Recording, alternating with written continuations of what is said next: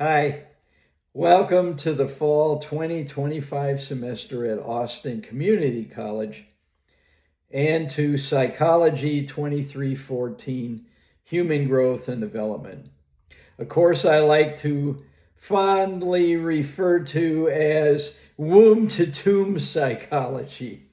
And the reason for that is it's a study of human development from conception until death. I'm Dan Grangard, and I'll be your professor this semester. I really look forward to exploring womb to tomb psychology with you. Let me give you a little bit of history about my background, and that way you can see where I'm coming at in teaching this course. I'm generally known to provide real-life examples of everything we study in this course. Sometimes textbooks can get kind of theoretical. A lot of times the writers are mainly authors and researchers, and they've never really been clinicians. And since I have a long history of multiple roles in working with people throughout the lifespan, I like to share examples of those experiences to support the many theories that we might study. I grew up in Fond du Lac, Wisconsin, which is a city of about 45,000. There's maybe 100,000 in the county. And I went off to college at Baylor University, where I earned 3 degrees. I have a bachelor's degree with a major in sociology and a minor in psychology. And then I earned a master's in educational psychology, and then I earned a doctorate with a major in educational psychology and a minor in elementary education. While I was working on my doctorate at Baylor, I taught a course entitled Educational Psychology for Elementary Teachers. It was a course very similar to this course in terms of content. While working on my doctorate, I also supervised over 200 kindergarten student teachers, and the way I ended up doing that was when I was working on my master's degree, I was the graduate assistant to the head of the early childhood program. I have a background as experience as a teacher's aide in elementary schools and in kindergartens. In high school, I was a youth worker at the YMCA in Fond du Lac. In the summers, I was a playground director. The city of Fond du Lac in those days had playgrounds, supervised playgrounds scattered throughout the city. Some were at parks, some were at school grounds. The one I was assigned to happened to be the one that had the largest attendance, I guess you could say. There were times when we had as many as 600 kids on the playground at one time. There were a couple of other college-age ladies who worked with me, and so we would do everything from handicrafts with the kids to compete in softball and track and things like that with other playgrounds around the city. I always like to say it was a fantastic summer job. I worked from 9 in the morning until 9 at night, and I got paid just to have fun with kids. So what a great job.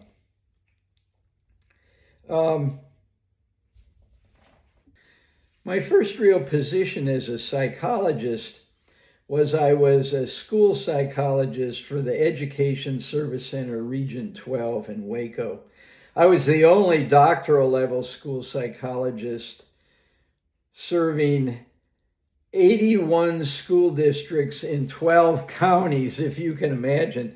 I'd get up in the morning and I'd drive 50 or 60 miles out to some little town, give some IQ tests and things like that. That wasn't my idea of being a psychologist. And so I was always applying for other positions. One summer as an undergraduate, I shared an apartment with a guy from Austin.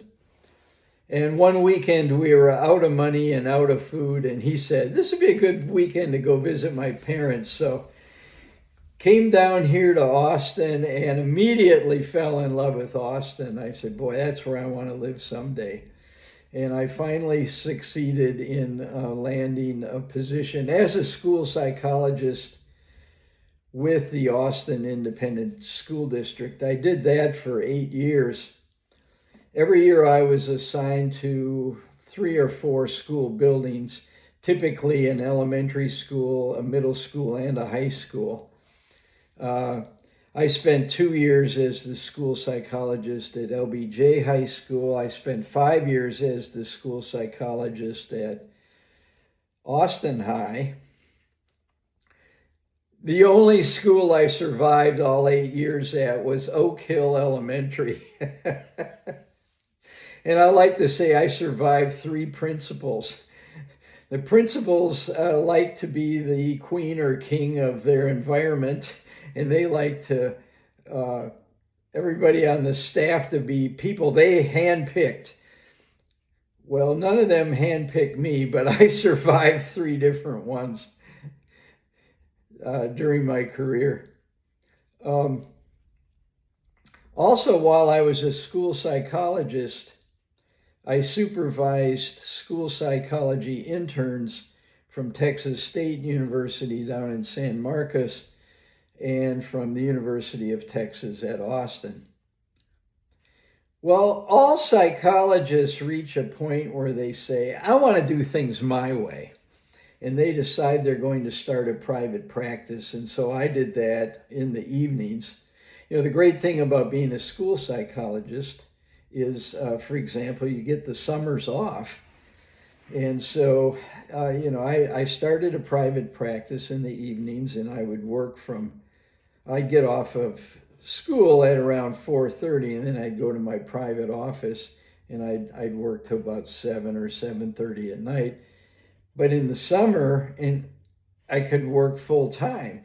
And so that was, a real plus to being a school psychologist.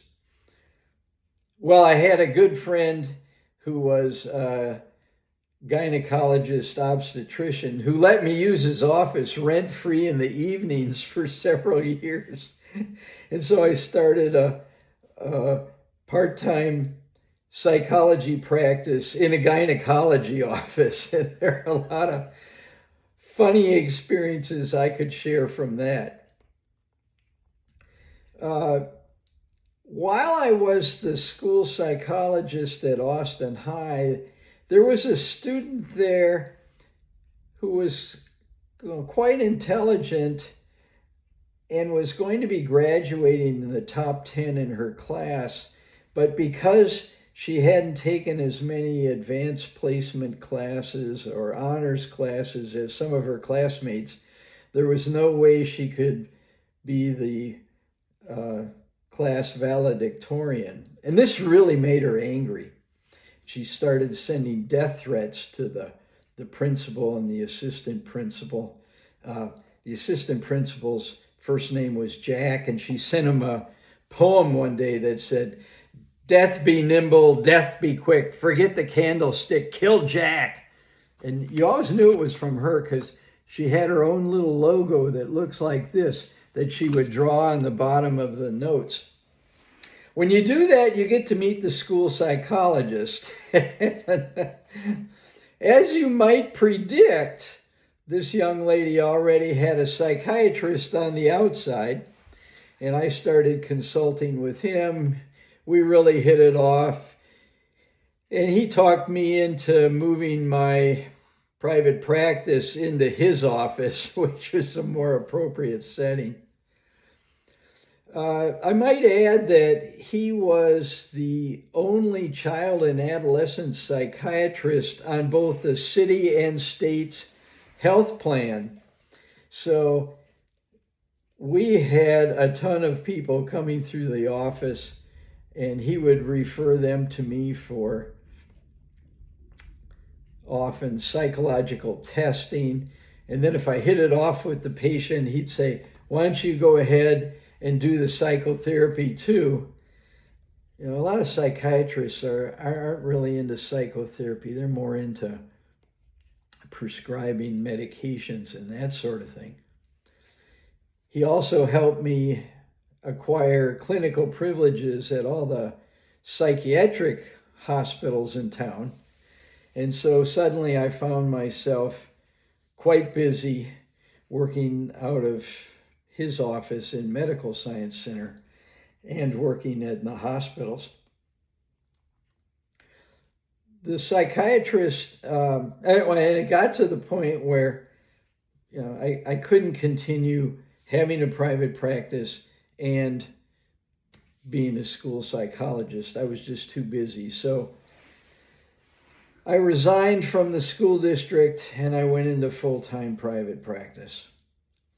After a couple of years, though, the psychiatrist, who loved being a psychiatrist, but he hated dealing with insurance companies, decided he was going to move to Dallas, where he had been offered a position as chief psychiatrist for an adolescent unit at a private psychiatric hospital. He tried to get me to go with him, but I wanted to stay in Austin. And so I continued in my private practice.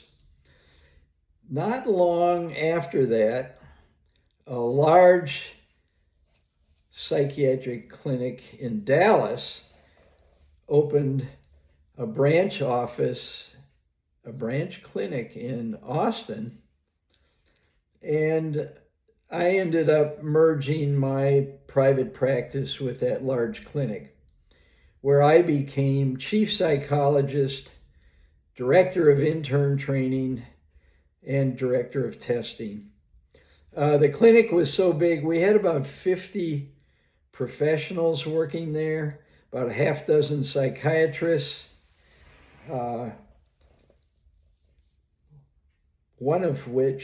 of which were child psychiatrists, and another one which specialized in geriatrics.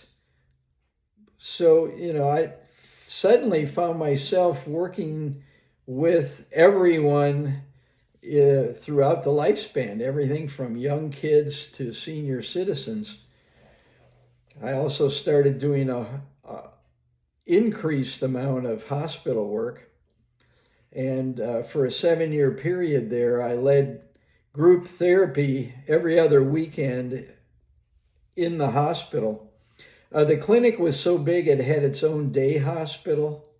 It had its own 20-bed inpatient unit over at Shoal Creek Hospital.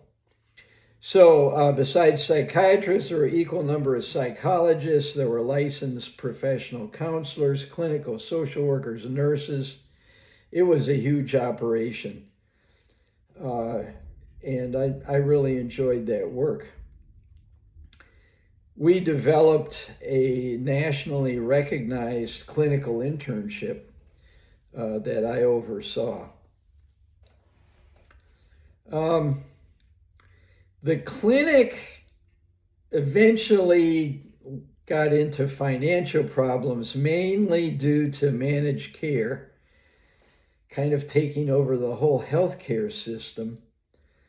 And the clinic got bought out by a chain of clinics that had its headquarters in California. I went back into, and they closed the Austin office. I went back into private practice. I opened an office out in Westlake Hills.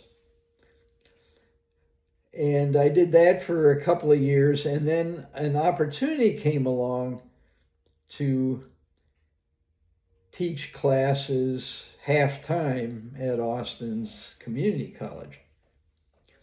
Well, after a couple of years of that, an opportunity came along to also teach classes at St. Edward's University. So it got to the point where I was teaching like 3 classes at ACC and 3 or 4 at St. Ed's. And all I had left time-wise for my private practice was Fridays. So, I had basically become a full-time professor. And then after about 5 years of working in both institutions, an opportunity came along for me to work full-time at ACC, half-time teaching and half-time counseling and advising students in what now is called student success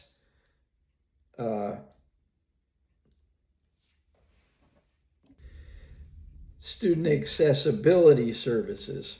Back when I worked there, it was called the Office for Students with Disabilities.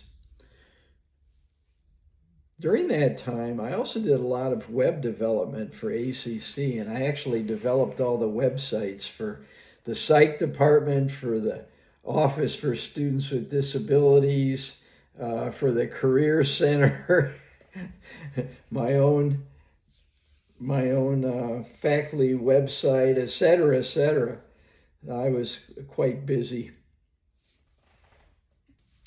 But after 17 years of doing that, they decided they were going to completely renovate the Rio Grande campus, which was the main campus I was at. And I was going to lose my office, and so I went ahead and retired from the counseling and advising things that I was doing and just focused on teaching half-time. Well, as many of you experienced yourselves, when 2020 hit, suddenly we all had to move our classes online. And after doing that for a couple of years, I decided to stay online. It's like by teaching online classes, I don't have to fight traffic on getting to campus. And I can teach this class from anywhere. And so I can teach it from home. I could teach it from a campus. I could teach it from the other side of the world if I had a reason to go there. So I'm rather enjoying teaching online, but I have to admit, I miss the one-on-one and the group contact in the classroom. So I've tried to make this course as much like a classroom class as is possible. In addition to all those other kinds of experiences I've had working with people, I also have many years' experience as a father, and now I've even had 14, almost 15 years' experience as a grandfather. I've also been a Little League baseball coach when my son was growing up. And the last 3 years, I've coached my I have twin grandsons who are now 10, and I coached their basketball team. So, done a lot of things with people, and especially in connection with sports. Well, let's take a look at the course syllabus. And if you look at the first page, first of all, the textbook is the 12th edition of The Developing Person Through the Lifespan by Kathleen Stassen-Berger, whom I've gotten to know over the years. She is a fantastic human being, a terrific teacher. She teaches at the Bronx Community College in New York. A real delightful person. I've gotten together with her at various meetings and conventions and things, and I just can't say enough positive things about her. I think you'll really like the book. I personally have, over the years, been on the editorial board for all the major Intro to Psych textbooks and Human Growth and Development textbooks. And although there's some other good ones out there, I've always stuck with Kathleen Berger's text because I just think it's par excellence. There might be one or two out there that are almost as good, but I just think hers is the best. I think you'll enjoy reading it. The purpose of the course is it's a survey of the physical, cognitive, emotional, and social factors in human development from conception until death.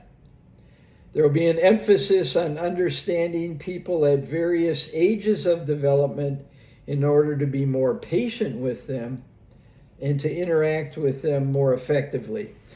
You know, how many of you have children? Those of you who don't, have you ever wondered why kids manage to act up in the grocery line right when you're wanting to check out? Or do you have an aging parent or grandparent and you're just talking to them on the phone the other night and 10 minutes into the conversation they started talking about something you've already talked about? Why are they doing this? Do they have dementia? Or is this just kind of normal aging stuff? This course will help you figure all these things out.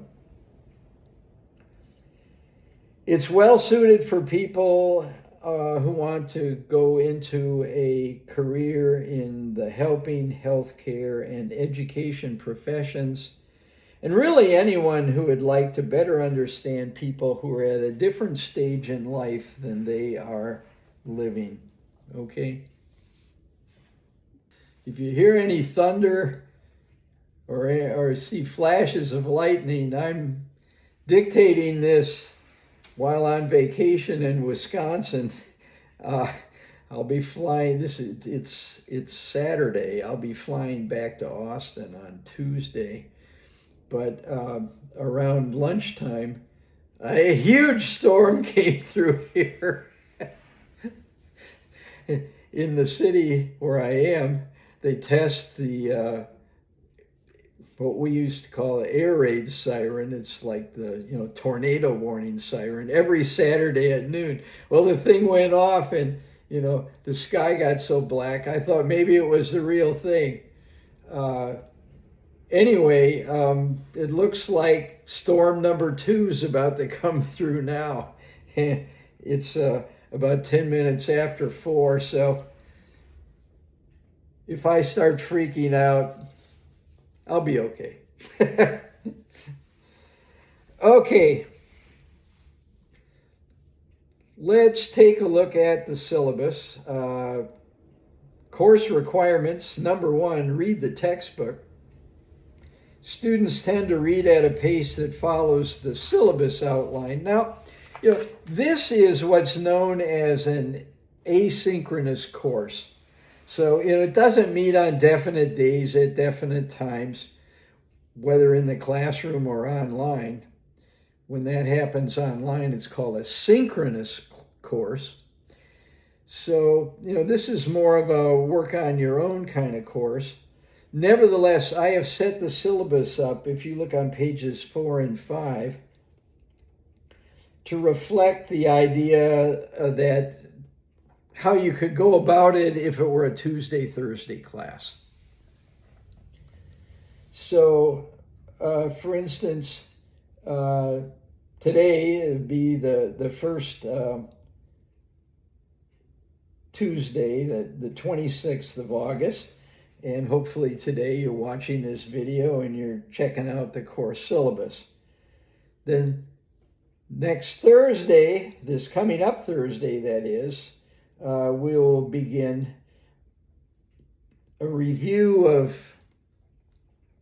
classic developmental theories that you probably studied in Intro to Psych. Intro to Psych is a prerequisite to this course, although you can also take this simultaneously with Intro to Psych if you're a health science major and so on. I've had people take the course who hadn't had Intro to Psych first, and they did just fine. But if you had Intro to Psych, some of these first things that we study will be somewhat of a review for you of developmental concepts you probably studied in Intro to Psych. So anyway, on the outline, there's a day and a date and the topic that we will be studying, and then the corresponding chapter in the textbook that would be good for you to read. I've had students make it through this class without even buying the textbook. Tests and those sorts of things don't come out of the textbook. They come from all the lectures and video clips and handouts, readings, and things that I give to you. The textbook's there more than anything else to support everything that we study in this course. Take another approach to how it's explained, for example.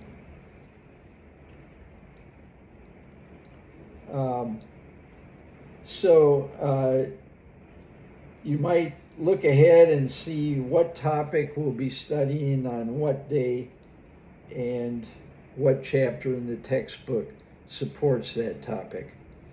This is a pretty big textbook, by the way, and lifespan development. To cram all of this into one semester is really asking too much. In fact, when I was teaching at St. Ed's, they had 3 courses to cover all the content in this one course. They had a course in child psychology, and then they had a course in adolescent psychology. I taught both of those. And then there was another professor who taught a course in gerontology. So here, we're covering it all in this one course. So, obviously there are some things we have to handpick what we're going to focus on. And so I've tried to pick out the things that I think will be most applicable to most of your careers. Let me mention here as well that when you're done watching this orientation video, send me an email and introduce yourself to me. Tell me a little bit about yourself. Where did you grow up? Are you from Austin? Are you from somewhere else? What's your major? What's your career goal? Do you work part-time? Do you have any kids? What do you like to do for fun? Tell me about yourself. I've actually had some students make a little video like this and send me the video. That's fun. So feel free to do that if you want. Excuse me. Back to the front page. Regularly check the announcements on Blackboard. By the way, let me make a comment here about Blackboard. If you've been around ACC for a while like I have, and if you've taken some other courses, you're going to find that Blackboard today looks different than it did last spring, for example, and the years before that.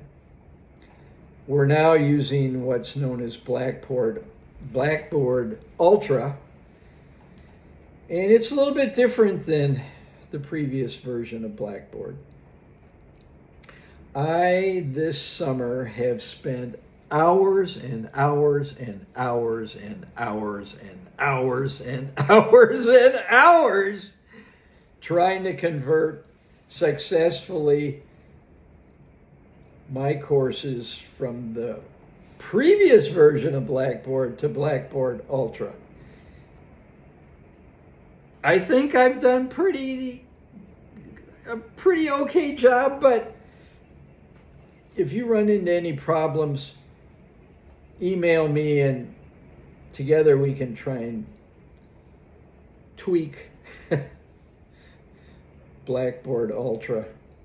The previous version of Blackboard, everything you needed to do was on a left-hand column, and when you clicked on something, it opened that something in a new window or a new tab. This version of Blackboard doesn't necessarily do that, and that's somewhat of a problem. If you run into some difficulties, I've done everything I can to make it work.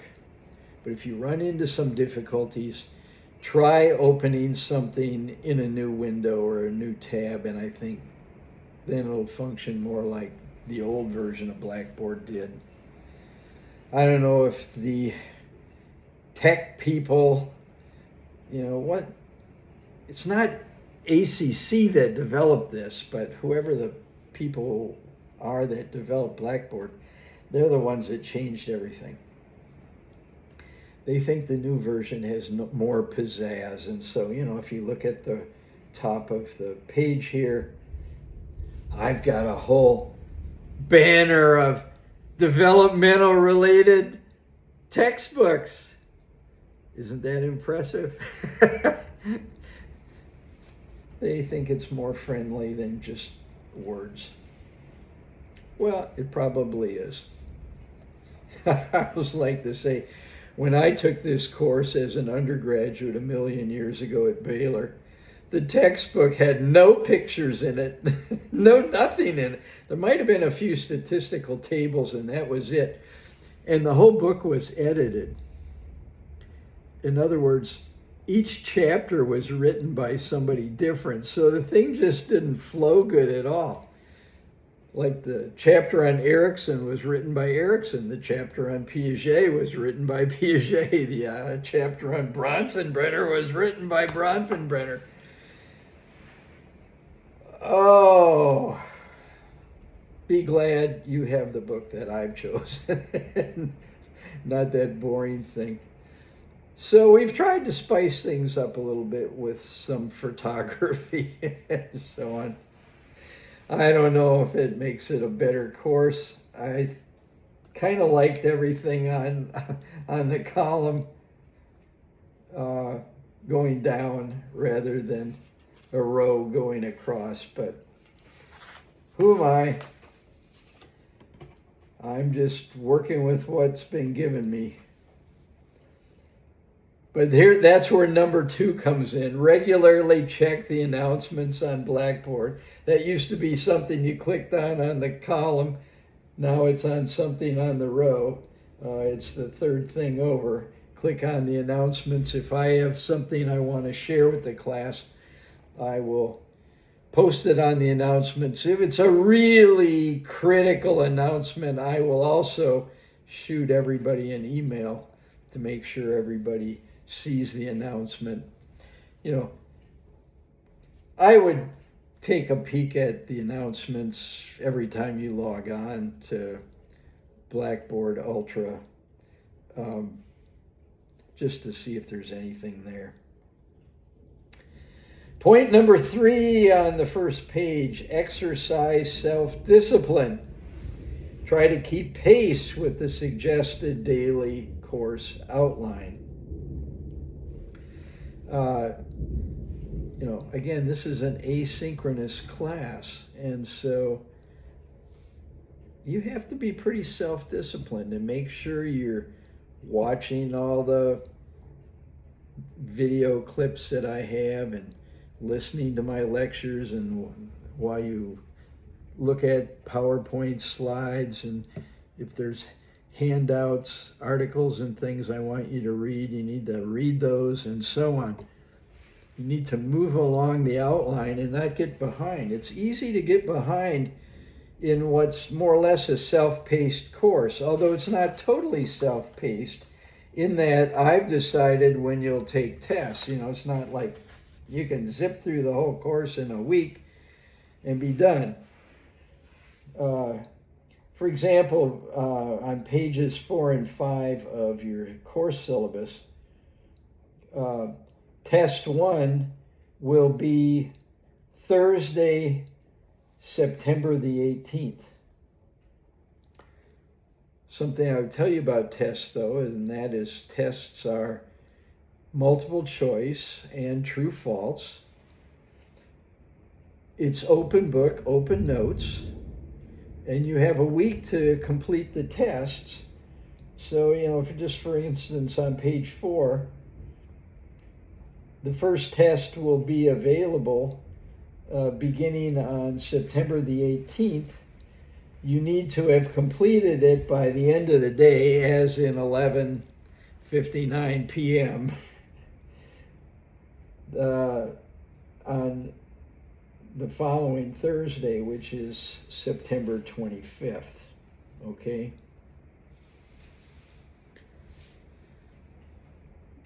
If I feel like you have fallen off the suggested pace of the course, an effort will be made to contact you. But you know, if you start getting behind and you haven't completed tests on time and that sort of thing, I'll contact you to see what's going on. But I have the prerogative to drop you from the class if I'm concerned you're not making progress, because I don't want anybody to fail the course.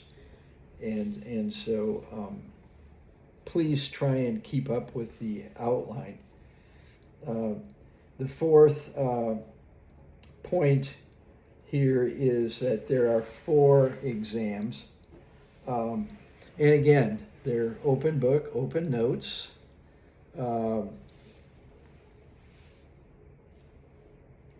But don't think all you gotta do is look up the answers to multiple choice questions and that sort of thing. In psychology, we have something called Bloom's taxonomy for learning objectives. And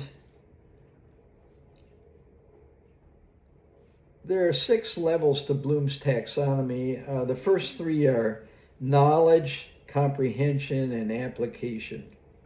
A knowledge level test question would be something like,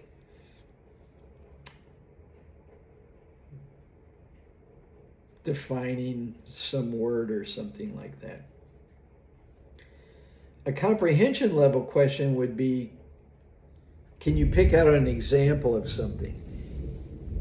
An application level question would be something like, can you take what we've been studying and apply it to a situation and make a prediction?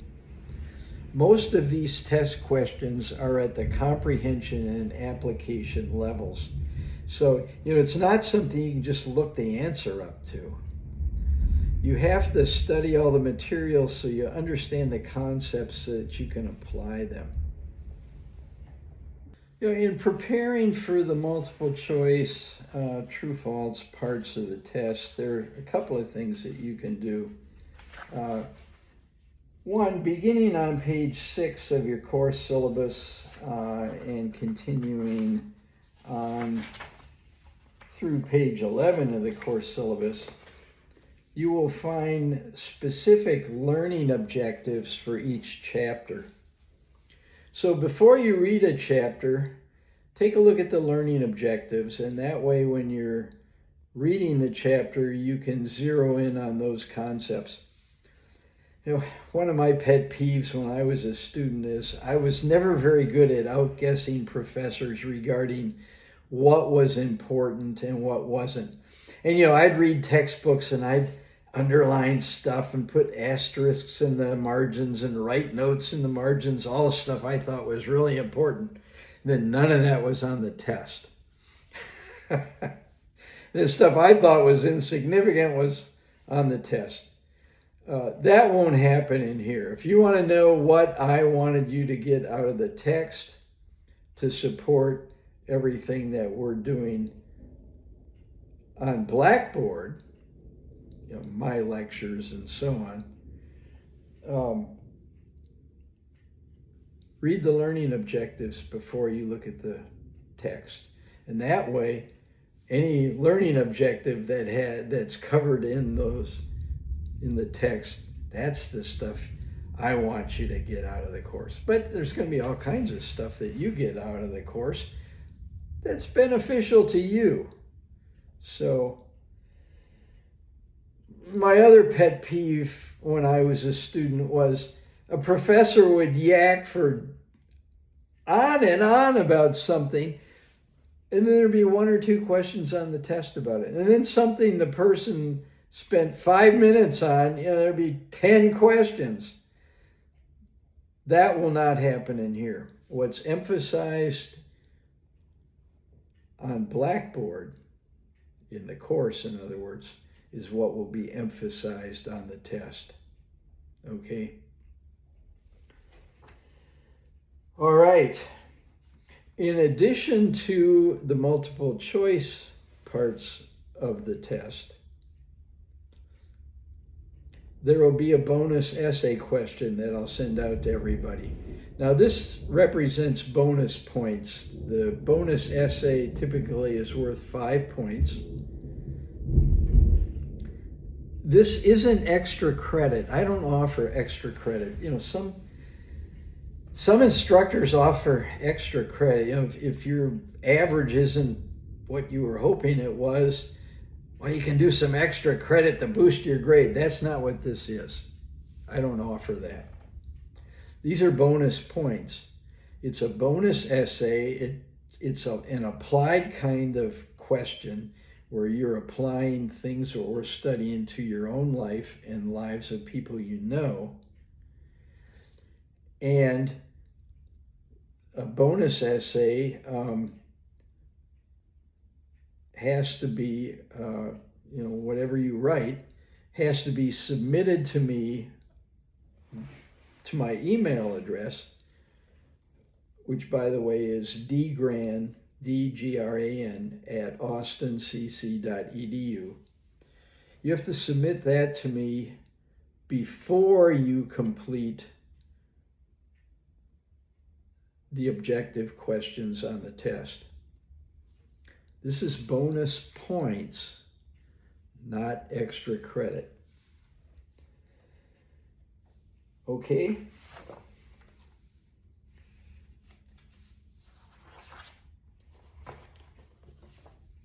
The other course requirement, and by the way, there's 4 tests, and if you look on page 4, up at the top, the grading key is there. 90 to 100 is an A, 80 to 89 is a B, 70 to 79 is a C, 60 to 69 is a D, and less than 60 would be failing.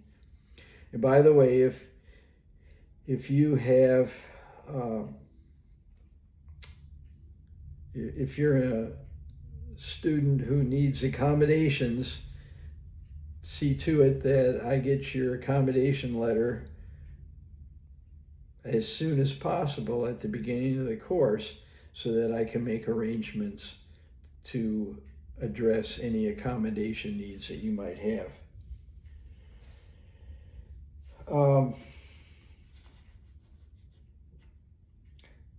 The other course requirement is I want everyone to read either a biography, autobiography, or a book related to developmental psychology and write a book review. Ideally, I'd like to see you to read a biography or an autobiography, because this is a course in lifespan development. And it doesn't have to be a biography or an autobiography of a psychologist or something like that. It could be about anybody. It could be about your favorite rock star or something. In fact, a fascinating one I read not too long ago was Alice Cooper's, the rock and roll guy, who also is a first-rate golfer, I might add. Fascinating book. Although I got to admit, I think one of the most enjoyable autobiographies I've ever read was of Jonathan Goldsmith. He's the guy he's the older gentleman that used to be known as the most interesting man in the world on the Dos Equis beer commercials. I got to meet him. He was in Austin promoting some kind of tequila, Astral, after the Dos Equis people gave him the HEFO. If you want to read a fascinating autobiography, one you can't put down. I mean, he really is the most interesting man in the world, even though he's an actor. Yeah, I want you to read some kind of book like that. Or a book related to developmental psychology. And so, this could be a book like How to Survive Life with Your Teenager or something like that. And I want you to write a book report about it. If you choose a book related to developmental psychology, then the book report should be just one page, single space. You can play around with the margins. You can go down to about size 8 font. But I want you to address these things. And by the way, there's some samples here on Blackboard Ultra for you to see. First, a bibliographic entry with the author's name, the year the book was written, the title of the book, and the name of the publisher. And then, a paragraph, a section, information about the author. I want to know how this author became an authority on the topic. Excuse me. Where did they go to school? Where have they worked? That's what I want to know. I couldn't care less how many other books they've written. I want to know, how did they become an authority on this topic? And then the next section would be, what is the thesis of the book? What are the main points of the book? And then finally, what is your evaluation of the book? How did the author support or fail to support the main points, the thesis? Have they quoted all kinds of statistical studies? Have they cited other experts in the field? That sort of thing.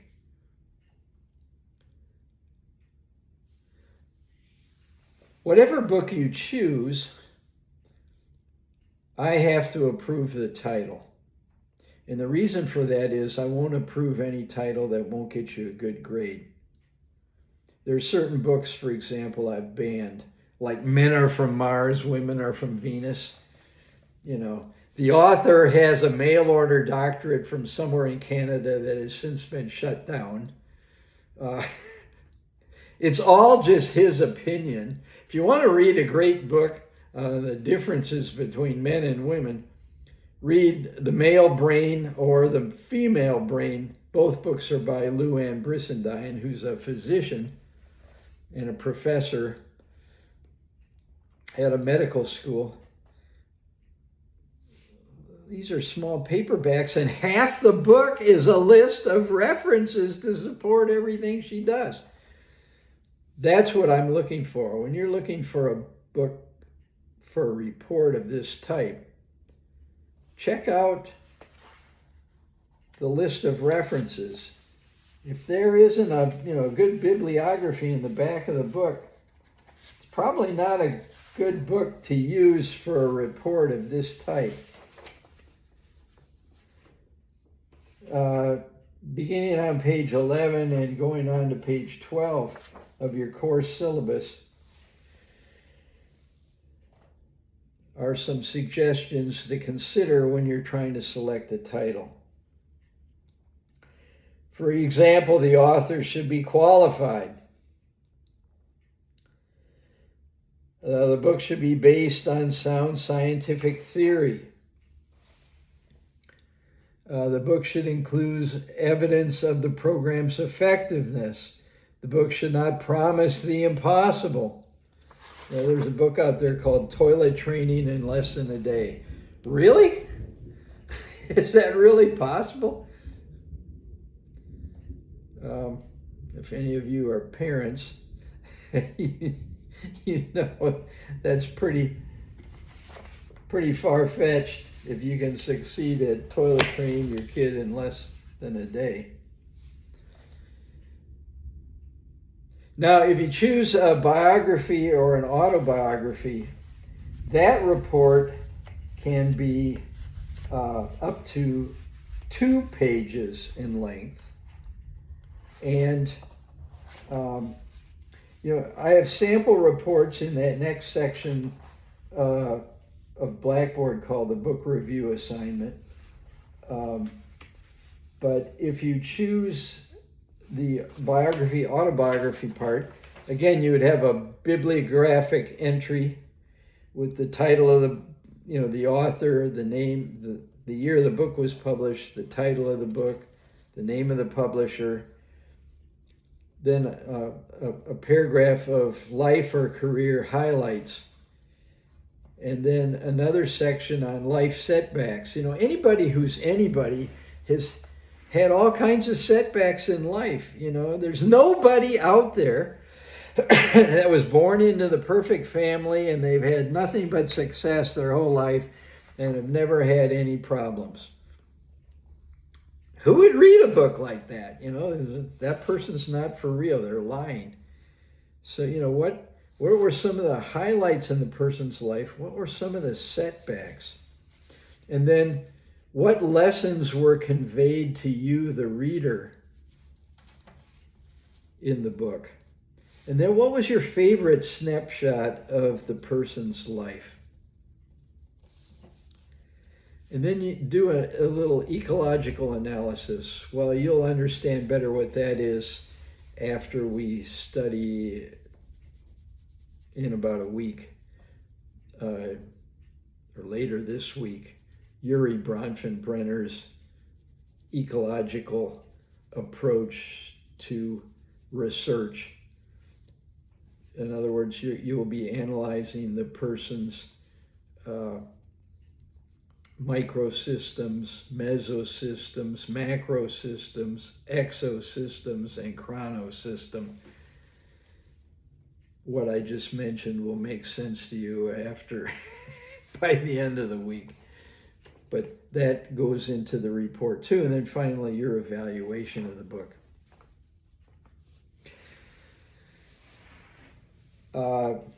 As I mentioned previously, I have to approve all the books. So if there's a book you want to read, maybe you lucked out and you just read one over the break or over the summer. Well, email me the title and I'll approve it or not.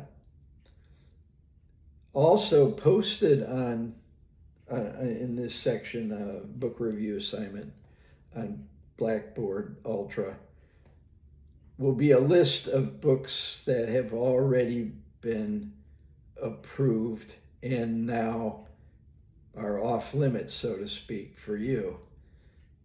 In that, everyone in the class has to read a different book. So the list that's on Blackboard, these are books that your classmates have already claimed, and so you'll have to find something different. So it's important to get your preferred book approved as soon as possible. And be sure and check the list of books that have already been taken before you go looking for a book. Okay. The book review counts the same thing as a test. And so if you look at page 4 of your course syllabus, notice each test and the book review each counts 20% of your grade. So your final grade in the course is your average of the 4 tests and the book review.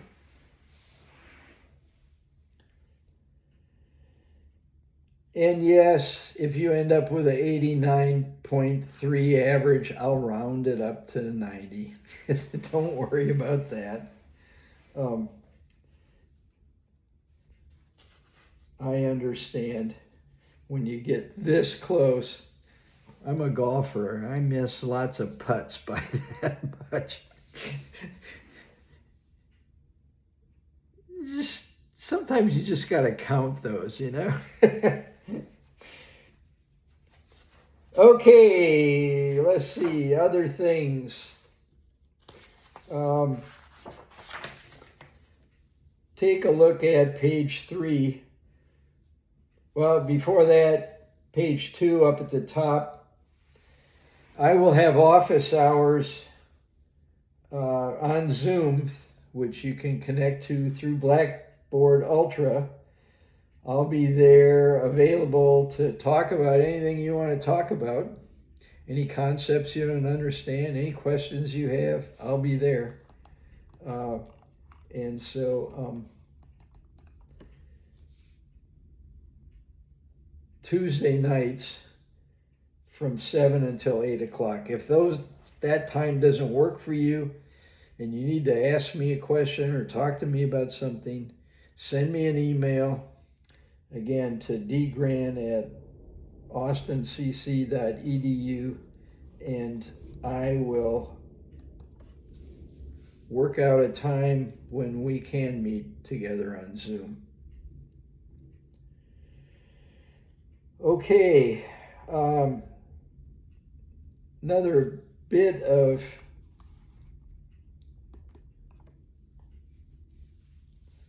things we need to discuss here on page 3. Need to bring up the topic of academic dishonesty and things like that. And this includes things like collusion, fabrication, plagiarism, cheating. And for me, using artificial intelligence and trying to pass it off as your own work, that doesn't cut it. Something like, talk about cheating. Just take a book report, for example. I haven't had too many problems with this over the years, but I had a guy one time in another course, and he submitted a book report that he didn't write. I called him into my office and I said, I need to talk to you about your book report. You didn't write this. Oh yeah, I did. It's all my words. So, well, no, it's not. Here, on my computer, I'll show you where I found it. Word for word. He went, yeah, okay, I didn't write it. I said, how much? You bought this? He said, yeah. I said, how much did you pay for it? He said, $30. I said, it's a C report. Why? You might as well have bought an A report for $30. And, now that I know you didn't write it, it's a F report. Please don't do anything so foolish. The purpose of the assignment isn't to get a grade. The purpose is for you to read a book that you can apply to your life in some way. And, copying somebody else's stuff doesn't work. Now, for that matter, you can copy other people's ideas and so on, as long as you put quotation marks around it. Excuse me. And then reference where that came from. What plagiarism is trying to pass somebody else's work off as your own.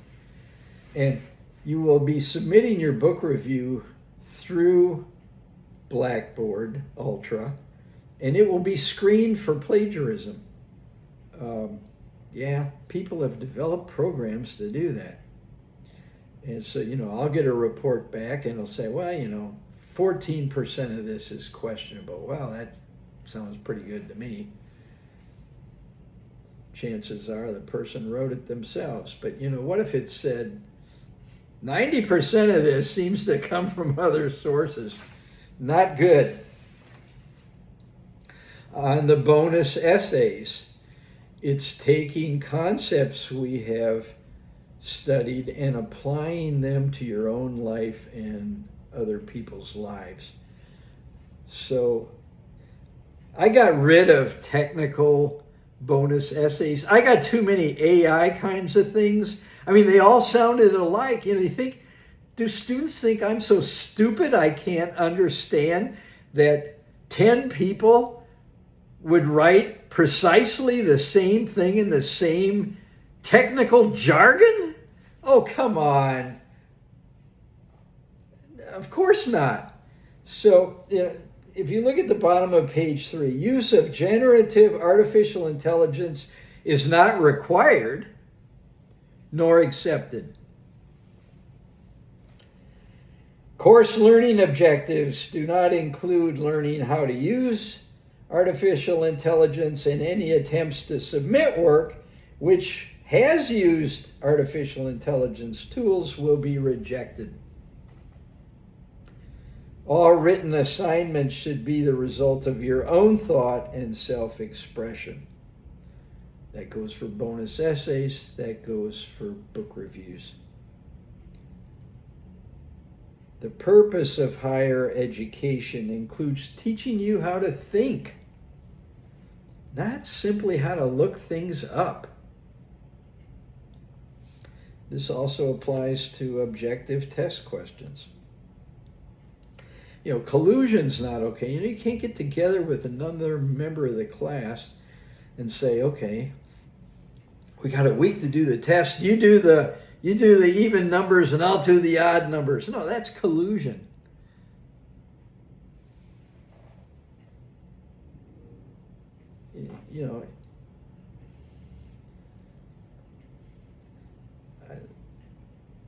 Just don't do it.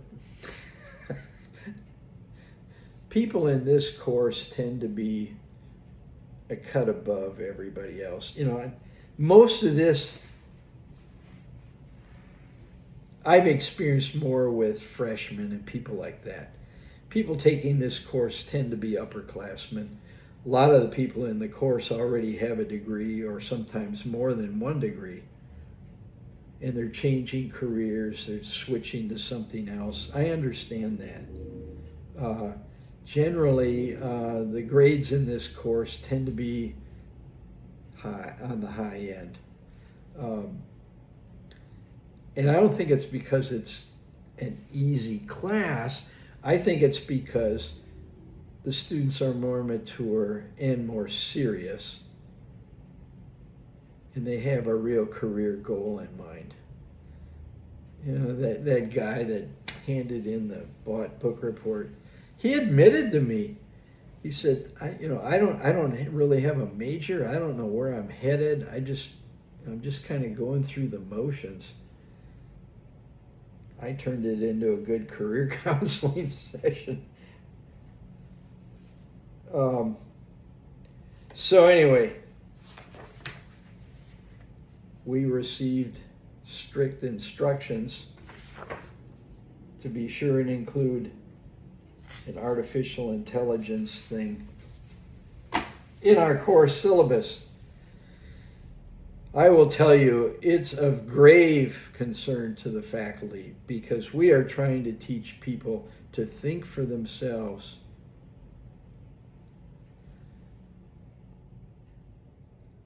Have you ever tried to deal with anything online where, like you got a problem and so you make a phone call, let's say it's about your bill or something, blah, blah, blah, press 1, blah, blah, blah, blah, press 2. And then you do that, and then they want to know this, and they want to know that. And you're talking, and I'm like, I want to talk to a person. You know, all these computer programs it's AI. And, you know, let's deal with people. This course is about dealing with people throughout the lifespan. It's not with dealing with computers and AI throughout the lifespan. Okay, I'll get off of my soapbox. Few more items on page 2 at the bottom, my teaching philosophy. I like to have fun. Feel like if I'm not having fun, nobody else is either. I like to infuse lectures with real-life examples of psychology in practice. I like to maximize use of media. You will find that these topics that you click on, there's audio lectures that are accompanied with PowerPoint notes. There are some visual lectures. There are links to handouts that I want you to read. There are links to video clips. There are links to audio clips. It's not just one thing. I try to make it as much like a classroom experience as possible. So, I like to provide an environment where you're free to share your opinions and personal experiences and ideas. Feel free to shoot me an email.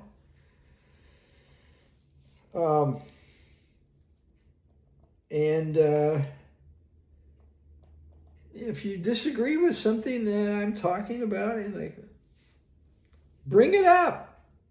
Bring it on. I love a good debate. I can argue with you until you won't like me. And I might, in fact, agree with you. But, there's an opposite opinion of everything out there. And that's kind of what college is all about, being able to formulate your own opinions after hearing all kinds of alternative choices. We'll get into that when we study adolescent identity. Hopefully to make the material relevant to your vocational and personal aspirations, and to help you identify how psychology permeates virtually every aspect of our lives. So, looking forward to spending the semester with you. Shoot me that email introducing yourselves and get ready to jump into womb to tomb psychology. I'll see you next time.